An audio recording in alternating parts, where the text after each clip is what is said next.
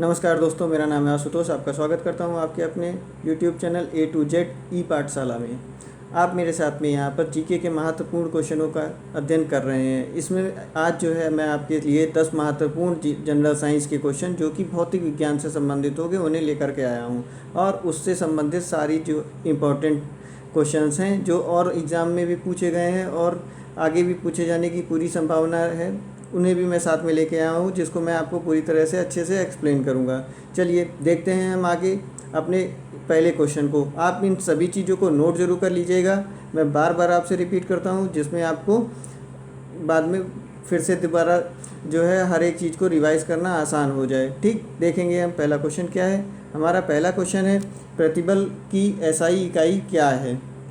प्रतिबल को स्ट्रेस भी कहते हैं। ठीक, अब इसमें हमारे पास ऑप्शन है जूल, पास्कल, वोल्ट, वॉट। ठीक, इनमें से हमें बताना है प्रतिबल की इकाई क्या होती है। प्रतिबल की सबसे पहले हमें इसको बताने के लिए हमें पता होना चाहिए प्रतिबल की डिफिनीशन। प्रतिबल किसे कहते हैं?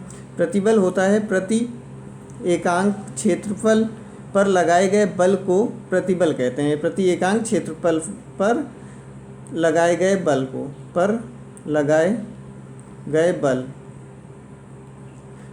को जो है प्रतिबल कहा जाता है।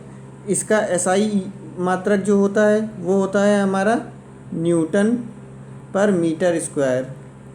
ठीक, प्रति एकांक क्षेत्रफल पे लगाए गए बल, ये हो गया बल का मात्रक, ये हो गया क्षेत्रफल का मात्रक।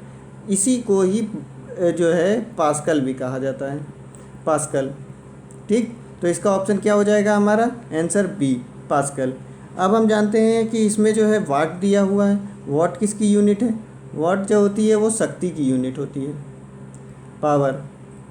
ठीक, और शक्ति क्या होता है? ऊर्जा के परिवर्तन या रूपांतरण की दर को मापती है ये। ठीक, ऊर्जा के परिवर्तन या रूपांतरण की दर को, ऊर्जा परिवर्तन की दर। ठीक, अब हमारे पास आता है वोल्ट। वोल्ट जानते हैं कि क्या है? वोल्ट जो है क्या नापता है?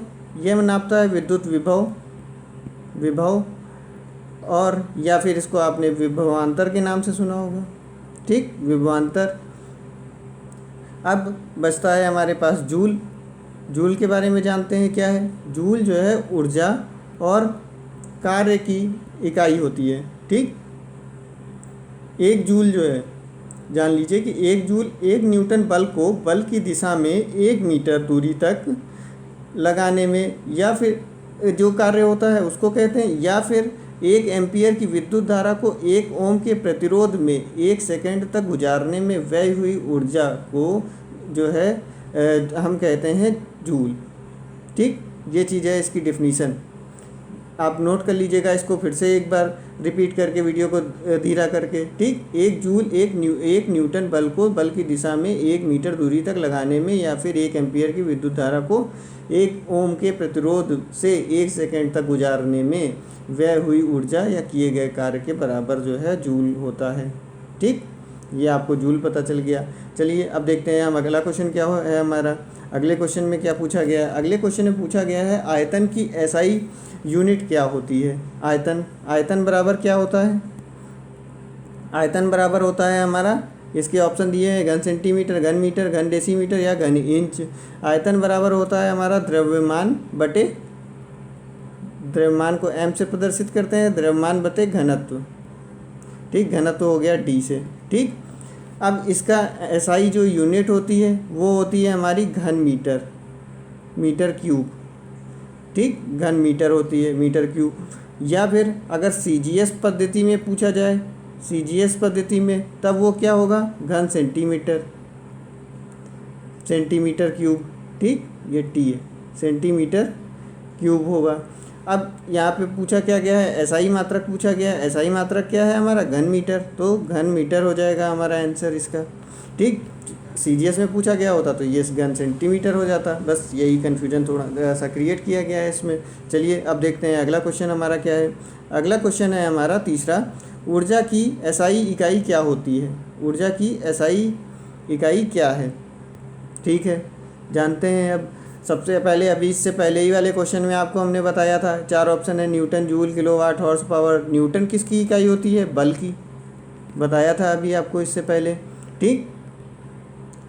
किलोग्राम मीटर पर सेकंड स्क्वायर, ये इसको इस तरह से लिखा जा सकता है। फिर जूल की आपको हमने अभी पहले क्वेश्चन में बताया किसकी है मात्रक?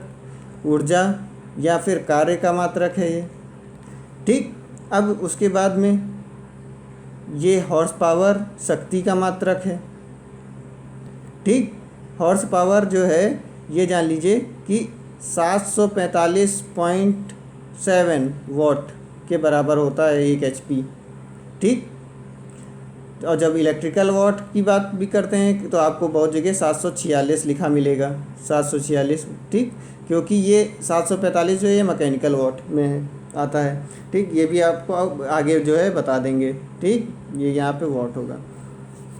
चलिए अब अगला देखते हैं क्या है हमारा। और जी जिसमें जान लीजिए चाहे तो जूल, जैसे इसमें SI इकाई होती है, ठीक, इसकी ऊर्जा की, तो इसकी SI यूनिट है। अब आपको CGS भी तो पूछ सकता है, CGS में यूनिट क्या होगी? तो CGS में मात्रक जो है इसका अर्ग होता है, ठीक। CGS में अर्ग होता है ये, ठीक। और ऊर्जा जो है, या इसको वाट सेकंड भी लिखा जाता है, वाट घंटा भी इसकी इकाई होती है। ये सब इकाई ऊर्जा की हैं, या फिर किलोवाट घंटा भी हो सकती है। ये सब ये भी इकाई ऊर्जा की, ये भी इकाई ऊर्जा की, ये भी इकाई ऊर्जा की, अर्ग भी इकाई ऊर्जा की, और जूल भी इकाई जो है वो ऊर्जा की ही है, ठीक। ऊर्जाएं 2 प्रकार की होती हैं, एक गतिज ऊर्जा, आगे जब क्वेश्चन आएगा तो इसको भी बताया जाएगा, दूसरी स्थितिज ऊर्जा, ये भी आपसे पूछा जा सकता है, ठीक। अब चलते हैं अगले क्वेश्चन में। हमारे अगला क्वेश्चन क्या है? समय की इकाई क्या है, पूछा है आपसे, समय की इकाई क्या होती है, ठीक। वो भी SI मात्रक इसका पूछा गया है, ठीक। समय का SI मात्रक क्या होगा? घंटा होगा, सेकंड होगा, मिली सेकंड होगा, या मिनट होगा, ये बताना है इनमें से। तो इस समय की इकाई जो होती है वह सेकंड होती है। आप जान लीजिए कि SI में इकाई में मूल मात्रक जो होते हैं वो उनकी संख्या कितनी होती है? मूल होते हैं 7 मात्रक, ठीक। अब जान लीजिए कौन कौन से हैं, ये समझ लीजिए। राशि लिखा है, इधर लिख देते हैं, इधर मात्रक लिख देते हैं। तो हमारी जान लीजिए कौन कौन सी हैं 7। लंबाई है, द्रव्यमान, ठीक, ताप, विद्युत धारा, ठीक, ज्योति तीव्रता,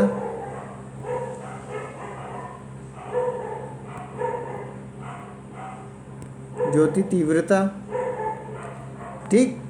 फिर पदार्थ का परिमाण,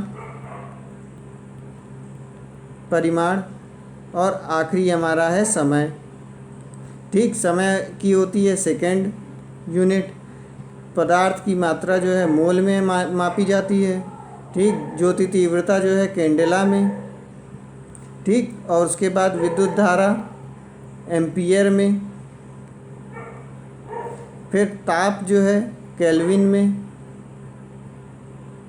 और द्रव्यमान जो है वो किलोग्राम में, और लंबाई जो है वो मीटर में। ये आपके सारे जो है SI मात्रक यूनिट हो गई, आपकी मूल मात्रक जो है 7, ठीक। ये हो गए आपके। चलिए अब देखते हैं हम अगला क्वेश्चन क्या है हमारा। अगला क्वेश्चन जो है इसको सबको आप जो है अटेम्प्ट करते रहिएगा पहले खुद अपने आप से ही। और ये सारे क्वेश्चन आपको हम ये भी बता दें कि कब कब आए हुए हैं, ये भी जान लीजिए, नहीं तो फिर आप कहेंगे कि ये कब आए हैं, ठीक। ये क्वेश्चन जो है 2019 में आया हुआ है, ठीक। ये क्वेश्चन जो है ये भी 2019 में आया हुआ था, लोअर 2 के जो एग्ज़ाम हुआ था। ये क्वेश्चन भी हमारा जो है लोअर 2 में आया हुआ था, लोअर 2 2019 में, ठीक। और ये क्वेश्चन भी जो है हमारा लोअर एग्ज़ाम में आया था, 30/9 को एग्ज़ाम हुआ था 2019 में, उसमें आया हुआ था ये, ठीक। चलिए अब देखते हैं अगला क्वेश्चन। आप जो है इस चैनल को सब्सक्राइब कर लीजिए, लाइक कर दीजिए, और दूसरों को शेयर भी कर दीजिए, जिससे मेरा भी मोटिवेशन बढ़ता रहे, मैं भी मोटिवेट होता रहूं और आपके लिए और अच्छी इन्फॉर्मेशन लाता रहूं, ठीक। अब देखते हैं ये चुंबकीय प्रेरण का SI मात्रक क्या होता है। कौन सा ऑप्शन है? Tesla, dioptre, candela. ठीक, इन चारों में से हमें बताना है कि कौन सा होगा हमारा चुंबकीय प्रेरण का मात्रक। चुंबकीय प्रेरण का मात्रक जो होता है वो होता है टेस्ला। ठीक, एसआई यूनिट जो होती है इसकी टेस्ला होती है। ठीक, अब ये जान लीजिए क्या डायोप्टर किसकी यूनिट होती है? ये लेंस के प्रकाशीय शक्ति की यूनिट होती है। हम लोग जो है लेंस की शक्ति जो है ये डायोप्टर से नापते हैं। कैंडेला क्या है? अभी पीछे बताया था आपको, ये कैंडेला ज्योति तीव्रता, इसको आप दीप्त तीव्रता भी कह सकते हैं। ठीक, इसका मात्रक हो गया। ठीक, अब ये जान लें एक और चीज़ें कुछ। एक गॉस बराबर, ये भी पूछा गया क्वेश्चन है, 10⁻⁻4 टेस्ला होता है। ठीक, और एक गॉस बराबर 1 वेबर, ये रेलवे में इस तरह के क्वेश्चन बहुत बार पूछे जाते हैं, मीटर स्क्वायर होता है। ठीक, चलिए अब देखते हैं हम अगला क्वेश्चन क्या है हमारा। छठा क्वेश्चन आज का। छठा क्वेश्चन हमारा जो है, पढ़ते हैं इसे। किसी संगीत यंत्र की ध्वनि तीव्रता मापी जाती है, किसमें? मोह में नापी जाती है, हेनरी में नापी जाती है, लक्स में नापी जाती है, डेसिबल में मापी जाती है। अभी इससे पहले आपने लेक्चर हमारे देखे होंगे तो उसमें आपने डेसिबल के बारे में पढ़ लिया होगा। बताया था आपको काहे के लिए मापा जाता है। शोर पूछा था, कितना डेसिबल के ऊपर जो है शोर होता है और कितने नीचे जो है पे शोर नहीं माना जाएगा। 80 डेसिबल से ऊपर आपको बताया गया था कि शोर होता है। ठीक, ये क्या है? ध्वनि की तीव्रता नापने के लिए। ठीक, अब जो है मोह किसके लिए यूज़ होता है? मोह जो है चालकता का मात्रक होता है, चालकता, ये चालकता का मात्रक है। ठीक, फिर उसके बाद में हेनरी जो है, हेनरी हमारा होता है स्वप्रेरण। ठीक, लक्स जो होता है हमारा, ये प्रदीपन का मात्रक होता है।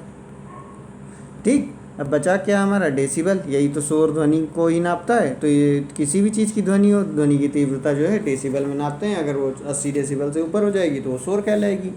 ठीक, चलिए देखेंगे अब अगला क्वेश्चन हमारा क्या है। इन सब क्वेश्चन को नोट करते रहिएगा अपने पास में और शेयर करिए वीडियो। अगला क्वेश्चन है हमारा, आवृत्ति मापने की इकाई क्या है? ये हमारा गणना पर्यवेक्षक में आया था 2016 में एग्ज़ाम में। ठीक, अब इसको पढ़ेंगे। क्या है? आवृत्ति मापने की इकाई का नाम क्या है? फैरड है, पॉइज है, हर्ट्ज है, अर्ग है। ठीक, फैरड से नापते क्या हैं हम लोग? कैपेसिटेंस। ठीक, कैपेसिटेंस नापते हैं हम लोग। अब इसमें आवृत्ति मापने के लिए हर्ट्ज होती है किसी भी माध्यम की। ठीक, आवृत्ति कहते किसको हैं ये जान लीजिए आप। ये भी इसकी डिफिनीशन बहुत बार पूछी जाती है। माध्यम का कंपन करता हुआ कोई कण 1 सेकंड में जितने कंपन करता है, 1 सेकंड में जितने कंपन करता है उसे हम आवृत्ति कहते हैं। बहुत बार 60 हर्ट्ज़, 50 हर्ट्ज़ आपने एग्ज़ाम में भी देखा होगा जिन्होंने और एग्ज़ाम दिए हैं। ठीक, इसका फॉर्मूला होता है 1/T। ठीक, टी क्या है? आवर्तकाल। ठीक, ये मात्रक क्या होता है? हर्ट्ज़ होता है। ठीक, ये आंसर सही होगा इसका। चलिए अब देखते हैं हम अगला क्वेश्चन। हमारा 8वां क्वेश्चन क्या है? 8वां क्वेश्चन दे रखा है हमसे, पराध्वनिक गति का मापांक किस इकाई से होता है? ठीक, अब इनमें से बताना है हमें कि पराध्वनिक गति का मापांक किस इकाई से होता है। मैक से होता है, नॉट से होता है, हर्ट्ज से होता है, रिएक्टर से होता है। ठीक, अब मापांक जो है मैक संख्या द्वारा होता है, मैक से। ठीक, इसका आंसर ए होगा। हर्ट्ज से तो हमें पता है आवृत्ति। ठीक, नॉट जो है ये क्या है? ये चाल का मात्रक है, चाल का मात्रक है। कहाँ पे नापा जाता है ये?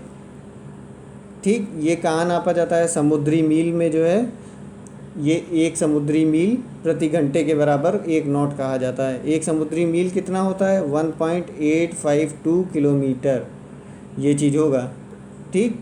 इतना 1 घंटे में चलेगा तो वो प्रति किलोमीटर, उसको फिर नॉट कहेंगे, समझ गए।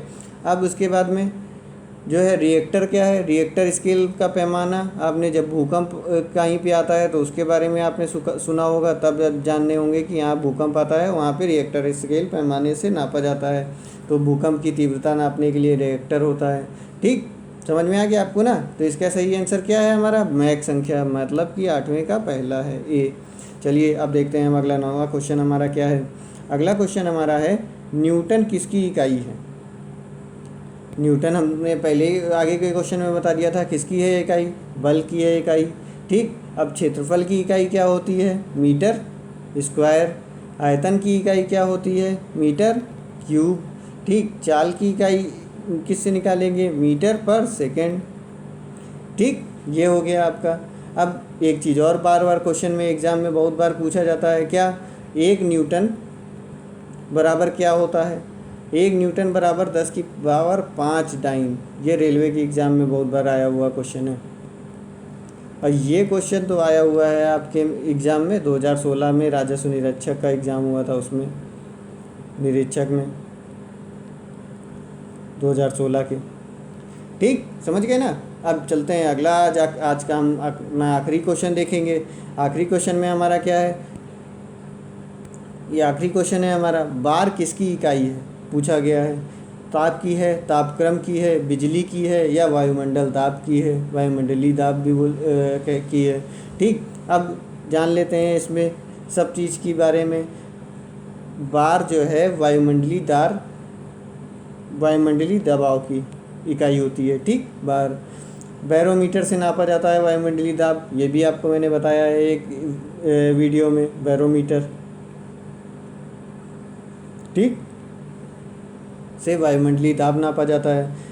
बिजली करंट की क्या होती है? एम्पियर, उसको बिजली लिख दिया इन्होंने हिंदी में ट्रांसलेट करके, ठीक। यही सेम क्वेश्चन था और आया हुआ था ये राजस्व निरीक्षक के 2016 में, ठीक।